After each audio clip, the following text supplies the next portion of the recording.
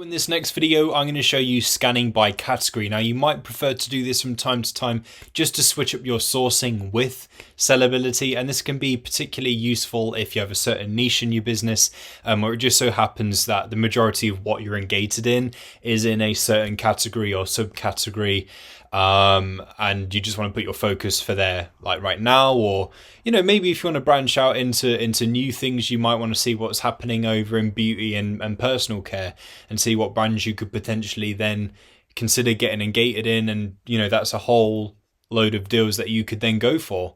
But ultimately, the choice is yours where you want to go. Now, this is such a fantastic system because you don't just get to choose the overall main category. You can break it down as much as you want and go as niche as you'd like. So, for example, if I chose toys and games, okay, I could then use these subcategories and focus on games and accessories, puzzles, stuffed animals, dolls and accessories, vehicles, sports and outdoor play. So I might then choose games and accessories, and then we can break it down even further. So we can do board games, we can do dice games, tile games, travel games, whatever. So we might then choose board games. All right, and it can break down further than that. It really can. It can break down further than that. Of course, it depends what you choose, so it'll only break down to a certain extent depending on what's been chosen, but you can go super niche with this. So I might come back from this and go, yeah, just anything that comes into games and accessories. So I can start that, and what Sellerbility will then do is look at all of the retailers that it has in its collection, of course, dependent on region. So in this case, I'm on the US side, so it's going to look at all of the US retailers. If I was on the UK side, it would look at all of the UK retailers.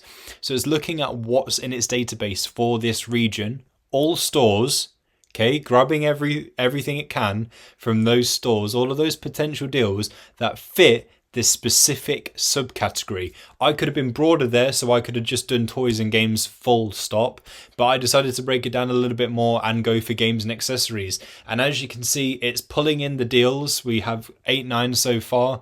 It's still pulling them in. We can go into that as and when we want to. Just doing it by category is a different way of sourcing, but using this tool as well to help enhance it.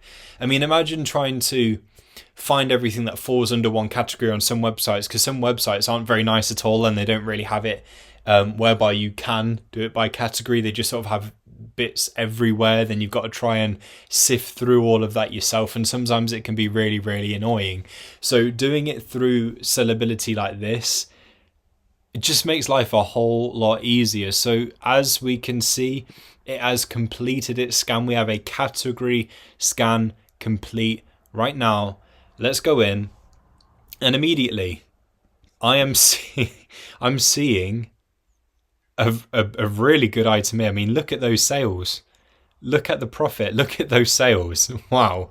So it will be a mixture of stores that you see here. So we can see there's Best Buy right there. We can see there's Hobby Lobby, Best Buy again, RU Game, Max Warehouse. So there's all manner of stores in here. So it's ultimately just a different way, as I say, of doing your sourcing. And if you prefer to do it this way, if that's how you like to operate rather than just store by store, then this is another fantastic option within Sellerbility. So this is just another example of how amazing this software is, how much time it's going to save you, and how effective it really is at helping you find the max amount of deals that you possibly can find in your sourcing session.